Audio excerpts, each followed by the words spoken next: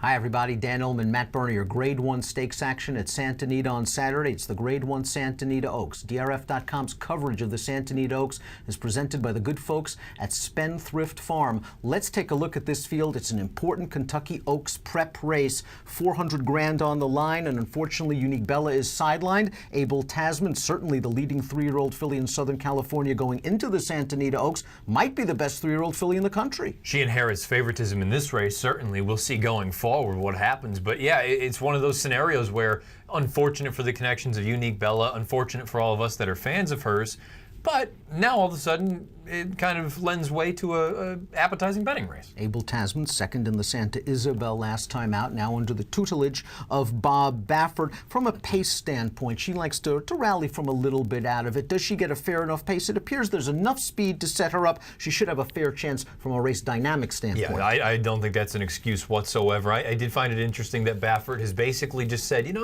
never know. They got to figure out your plan just as much as you need to figure them out. Not necessarily the most resounding vote of confidence, and it's also worth noting, I know it's a small sample size, Baffert past 5 years, first after the trainer switch in a graded stakes race, only 1 for 8. 4 of them hit the board again. Small sample size, so don't go overboard with that. But I mean, she's the most accomplished horse in the race. She's arguably just the best and most talented horse in the race. At a short number, I'm going to use her just underneath. She is the horse to beat, and if not for Unique Bella, she'd be riding a 4-race win streak into this with 2 graded stakes, including the Grade 1 Starlet from last year. Jerry Hollendorfer lost Unique Bella. Nice that she has a very deep bench. The number 2, It Tis Well, never off the board from 5 lifetime starts. Hollendorfer shipped her east to run in the Grade 3 Honeybee for her 2-turn debut, and she ran quite well. I thought she was very good. A little bit late with the lead change, but that doesn't bother me too much considering it was her first time 2 turns.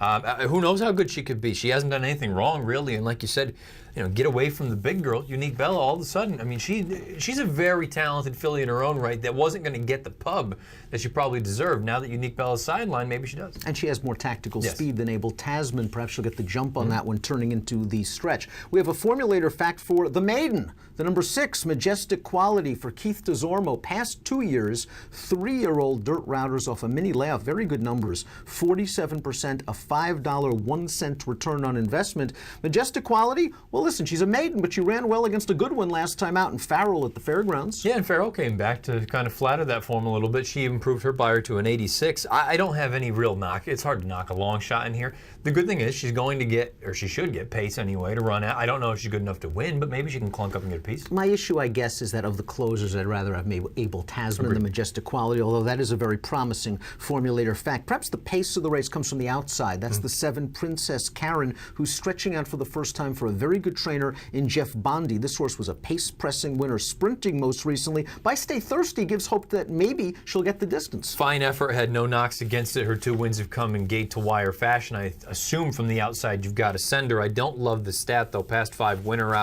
last out, I should say. Sprint to route for Jeff Bondi, 1 for 20. Bernina Star was a gate-to-wire winner in her most recent start on dirt. That was not a strong field, however, and the pace should be much faster against these tougher horses. I think she just adds to the pace scenario, though, and ensures that it's honest. Mopetism's one of your favorites. You really liked her in the Starlet. She ran big to be 3rd behind Abel Tasman at 33-1. She has now won 2 of her last 3 races. The only blemish coming, and no problem there, losing to Unique Bella is no knock against Mopetism. She can work out a nice little pace-tracking, ground-saving trip under Mario. Yeah, I guess maybe I'm being a little bit harsh. I didn't love how hard she had to work in that Sunland race. It's come back dreadful thus far. But I think there's something here. Distance, I don't think is going to be a problem for her. You brought it up. Maybe the 3-week turnaround was a little bit quick. Don't like the front wraps also went on for the first time that day. But I think she has a little bit of ability. She could work out a good trip. I just don't know if she's quite as good as the big girls in here. Let's take a look at our top pick, though, for the Grade 1 Santa Anita Oaks, and we're in agreement. We think the number 3, Paradise Woods for trainer Dick Mandela, could be any kind.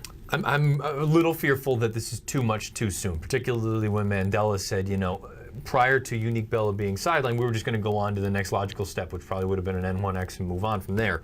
I thought she was awesome breaking her maiden. I thought she was really, really good in the career debut. Mandela doesn't really do this too successfully. I know, again, small sample size, 1 for 13, past 5 winner last out, sprint to route. The only winner was Beholder.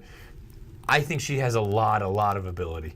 by Union Rags. You would think that she should get the mile and a 16th at the very least. And like you, I really loved everything she did. It was at 5.5 furlongs. So this is a giant 3 furlong stretch out and only the 3rd lifetime start. But she was in and among horses. She was waiting and on hold in behind. She didn't have any problem with those traffic. Despite her inexperience, she split horses and then it was off to the races. She went very easily. Flavian never really asked her for any kind of run. We like Paradise Woods in here. For me, it's 3-4-2.